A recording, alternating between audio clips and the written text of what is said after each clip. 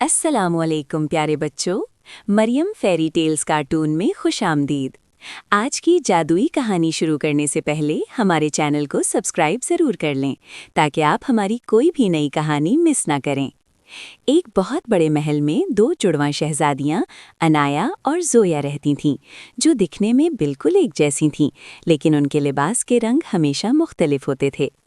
एक दिन महल के एक पुराने कमरे में उन्हें एक जादुई सुनहरा आईना मिला, जिससे नीली रोशनी निकल रही थी।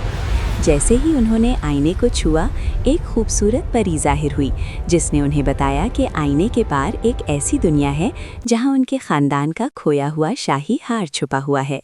परी ने उन्हें दो जादुई अंगूठियां दी और शहजादियों ने हिम्मत करके आईने के अंदर कदम रखा। वहां उन्हें एक कदीम संदूक मिला, जिसमें वही चमकता हुआ हार मौजूद था। जैसे ही उन्होंने हार उठाया, वो वापस अपने महल पहुंच गईं, जहां बादशाह सलामत उनकी बहादुरी देखकर बहुत खुश हुए। इस कहानी से हमें ये सबक मिलता है कि हिम्मत और इत्तेहाद में ही असल ताकत है। आपको ये कहानी कैसी लगी? हमें कमेंट में अपना नाम और शहर ज़रूर बताएं।